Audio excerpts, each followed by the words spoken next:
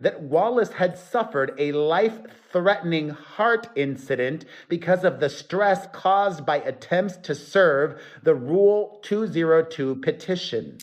The It Ends With Us saga is not for the faint of heart. We now have multiple people who have been hospitalized due to the stress of daring to work with this woman. Blake Lively just got canceled harder than ever after one of the men she sued ended up having a heart attack. Turns out, when you throw around shady lawsuits like confetti, someone's bound to end up in the ER. I feel, I feel sympathy. My personal view is I feel sympathy for Jed Wallace on what I know thus far. Honestly, being anywhere near Blake these days feels like a full body hazard warning for both your career and your life. Jed Wallace. He, according to the potty-trained princess, is a key player in the retaliation campaign against her. Jed Wallace isn't just another name floating around in this controversy. His role cuts right to the heart of why Blake Lively's legal strategy is falling apart. Wallace was a former PR executive tied closely to Wayfarer Studios, the company co-founded by Justin Baldoni.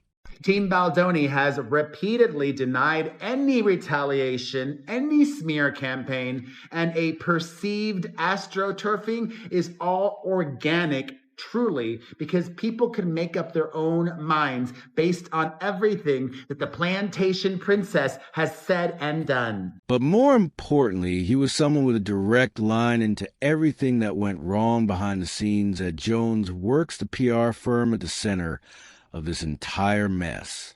In Plague Lively's initial lawsuit, she did not include Jed Wallace. However, in the amended complaint, he was added alongside Baldoni.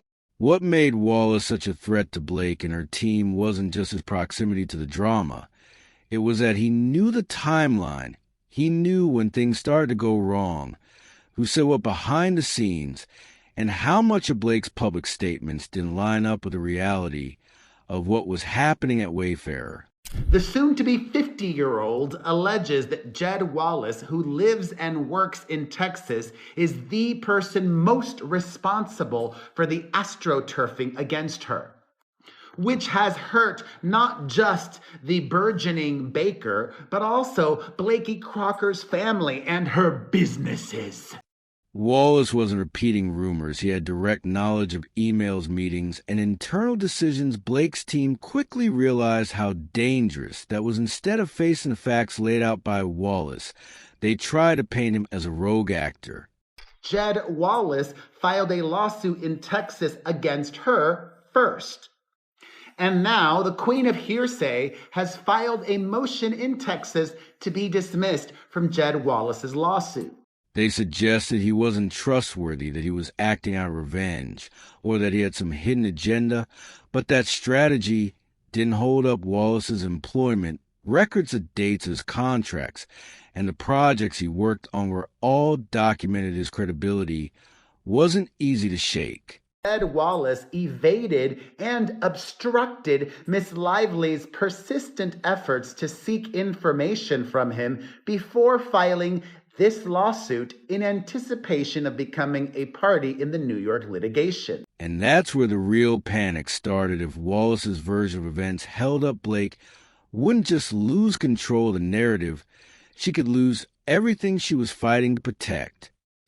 On January 23rd, Khaleesi, in her own mind, after trying to serve Wallace at his gated property, her process server received a text message from an associate of his lawyer, Brian Friedman. Her entire claim of being the victim of a smear campaign would collapse. Wallace's credibility was strong enough that simply attacking him wasn't an option. It would require dismantling actual evidence. And Blake's team wasn't prepared for that. Things got even worse when Jed Wallace filed a formal declaration under penalty of perjury. Jed Wallace himself is suing Blake Lively for defamation. In California, that's serious under Code of Civil Procedure Section 2015. 5. A declaration under penalty of perjury carries the same legal weight as testifying in court if Wallace lied in his statement. He could face criminal charges, including prison time. Quote, Wallace's counsel also indicated that Wallace had suffered a life-threatening heart incident because of the stress caused by attempts to serve the Rule 202 petition. That's a massive risk for anyone to take, especially someone who was never directly suing or being sued in the main case. Wallace had nothing to gain by lying and everything to lose. And remember, this is how the Z-list actress operates. His declaration was just 2 pages long, but in those 2 pages, he dropped a legal bombshell. He described how Jones Works, the PR firm working with Blake, lively manipulated the public relations timeline to favor Blake's version of events. Quote, after engaging in a retaliatory social media campaign against Miss Lively, plaintiffs now seek to drag her into a foreign court that lacks jurisdiction in an attempt to further punish her for privileged communication. Even more damaging, Wallace said he faced retaliation and intimidation after he refused to participate in the cover-up, according to him, the moment. He made it clear he wouldn't lie to protect Blake or Jones' works. He became a target as work opportunities dried up. Poor Jed Wallace. He's lucky to be alive. The rest of her motion is pretty standard stuff. She made no specific defamatory statements against Jed Wallace, blah, blah, blah. His name was quietly blacklisted in circles where Blake's influence was strong, and all of it happened after he pushed back against the false narratives being built by Blake's team. 2 pages might not sound like much, but the legal impact of Wallace's declaration was enormous. Last night in Texas federal court, Blake Lively filed 802 pages in her attempt to dismiss Jed Wallace's lawsuit. He didn't need hundreds of pages filled with gossip or vague allegations. What he provided was clean, direct, and legally devastating. His statement introduced 2 serious legal theories into the case: witness tampering and wrongful retaliation.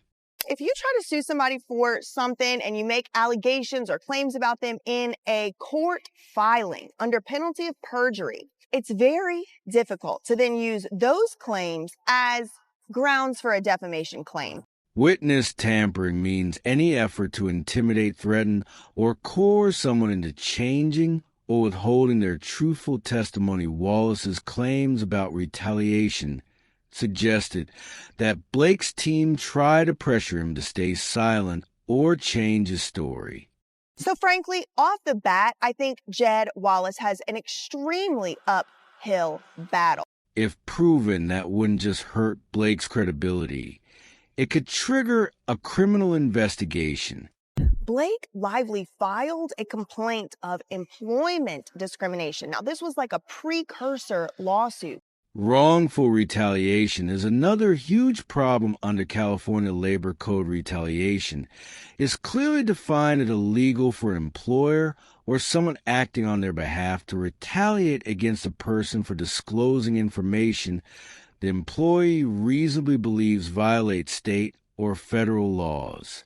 Because Blake mentioned Jed Wallace in that first CRD complaint, the one that wasn't really a lawsuit. But then whenever she copy and pasted a whole bunch of stuff into that real lawsuit, she did not copy and paste Jed Wallace or street relations. Wallace's declaration fits into protected whistleblowing activities. He reported what he believed were unlawful practices, including intimidation and PR fraud. The law specifically protects whistleblowers from exactly the kind of retaliation that Blake's lawsuit appears to represent.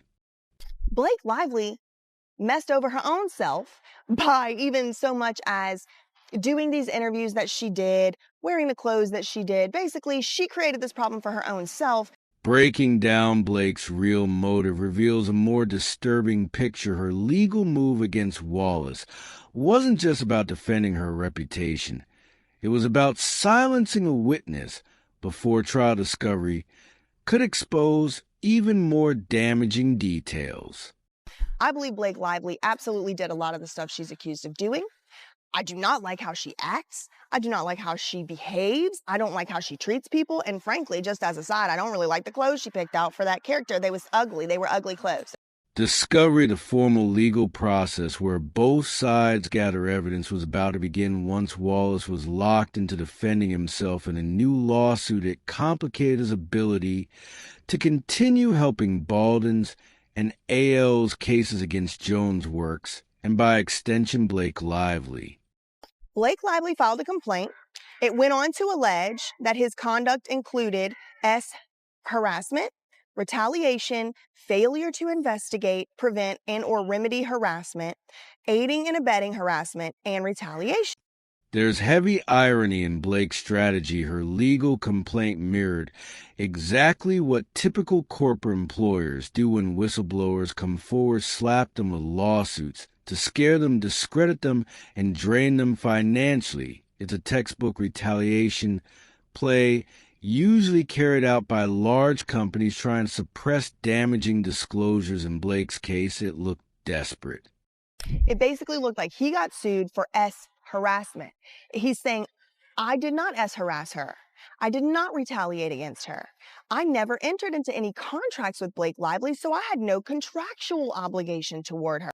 The most devastating part for Blake, filing a lawsuit against Wallace, only made her look more guilty, not less. It validated Wallace's original claims about retaliation. Blake Lively put Jed Wallace and Street Relations, Inc. in the not really a lawsuit complaint. But when she went to file the real lawsuit, she did not put his name in. In legal terms, this move is called retaliatory litigation, filing lawsuits intended to punish someone for exercising their protected rights. Courts take this extremely seriously because it undermines the entire judicial process. Instead of shutting Wallace down, Blake's lawsuit risked opening her up to anti-SLAPP motions under California law. Lively's lawyers are saying that the mere fact that you're part of a conspiracy is enough for us to drag you into New York, even though you otherwise would not fit under the long-arm statute. Anti-SLAPP statute strategic lawsuit against public participation exists to protect individuals from retaliatory lawsuits when they're speaking out about matters of public interest. Wallace's statement involved public figures' workplace misconduct and legal manipulation, all protected speech. She didn't exhaust her administrative remedies with the EEOC. And so if she did not get a right to sue under EEOC, even if those two claims go away, she still has all the FEHA claims under California law. If Wallace's attorneys filed an anti-SLAPP motion and won, Blake could be forced to pay Wallace's legal fees and face additional sanctions. The entire sequence of events painted a clear picture Wallace wasn't the one retaliating. I feel that he's been dragged into this. I think he's trying to run a business in Texas, and he's going to have to go to New York and be dragged to New York. If they get him up there, it's going to make his life miserable. Blake's legal team was scrambling to silence a key witness before his testimony did even more damage. And the harder they pushed, the more it looked like Wallace's original claims about intimidation and retaliation were absolutely true beyond the personal attack on Wallace's testimony blew open a much bigger scandal. Stephanie Jones' toxic workplace. At Jones Works, for years, Jones Works had operated with a polished celebrity, friendly exterior. If you're a judge or a clerk that has to review this, you're literally not going to read this. No. You're simply just going to throw it to the side because you have so many cases you're working on. And so you have to be able to look. All of this could be very substantive. All of this could be very good information. It's just presented in a way, in my opinion, I think it could be presented much better. But Wallace's sworn statement confirmed what former employees like Jennifer Ale and others alleged in separate lawsuits of reality. Inside Jones Works was anything but glamorous. Wallace's testimony lined up directly with the allegations in Justin Baldwin's legal filings and Jennifer Ale's wrongful termination lawsuit. Both suits accused Jones Works of fostering a toxic environment, breaching contracts, and intimidating employees. Lively is trying to say that a substantial part of the events giving rise to the underlying tort, which is false light, intentional infliction of emotional distress, and all that, took place in New York. Wallace's declaration provided the missing link. He wasn't just describing vague toxic behavior. He specifically pointed to illegal practices, including pressuring employees to manipulate media narratives and actively suppress negative coverage of clients, especially Blake Lively and Ryan Reynolds' pressure tactics described by Wallace, where severe employees were allegedly coached on how to steer journalists away from unflattering stories about Blake and Ryan if negative coverage couldn't be. Stop Jones' works allegedly use intimidation tactics against media outlets threatening loss of access to celebrity interviews or exclusive scoops if they didn't back off. Which Miss Lively and others discussed Mr. Baldoni and Mr. Heath's misconduct. So that was the 17 points that they went over. That was in 2023. Was Jed Wallace even on the scene? No. Internal communications exposed by Wallace detailed even more disturbing practices. According to him, Stephanie Jones herself allegedly coached Blake on how to spin allegations in the media. This wasn't just about protecting Blake's brand, it was about actively shaping a false narrative that made Blake appear as the wrong party, even when evidence pointed the other way. Jed Wallace online, I don't remember seeing it there. They're saying it's, obviously, it's in their four corners of their document, their amended complaint at paragraph 217 and 218. Yeah. And I looked at those. I have the complaint in front of me that Lively filed, the amended complaint. And here's what's interesting about 218. It starts with, on information and belief, Mr. Wallace specializes in, right, et cetera, et cetera. Right. Wallace's testimony destroyed any chance Blake had of pleading ignorance. If Jones' works had been operating on its own, Blake might have been able to claim she didn't know what was happening, but Wallace's statement indicated Blake was directly coached on what to say, how to say it, and how to frame her legal battle with Baldoni and Wayfarer Studios. It was confusing to me, too, because it seems like everybody's kind of pointing in that direction, trying to figure out what law we want to apply. And really what they're doing is they're using the law or the arguments that best favor them in that moment.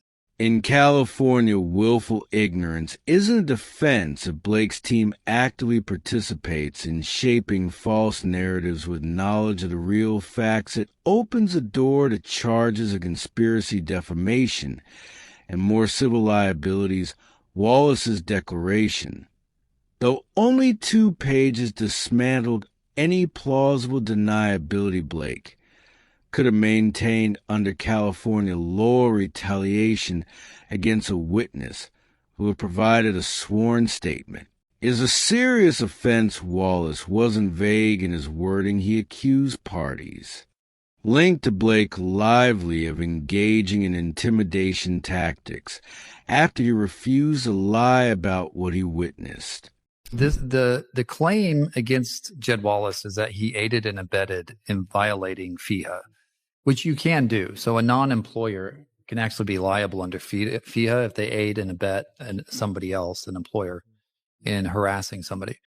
Because his testimony was filed under penalty of perjury, meaning lying would itself be a crime under California Code of Civil Procedure FAR 2015.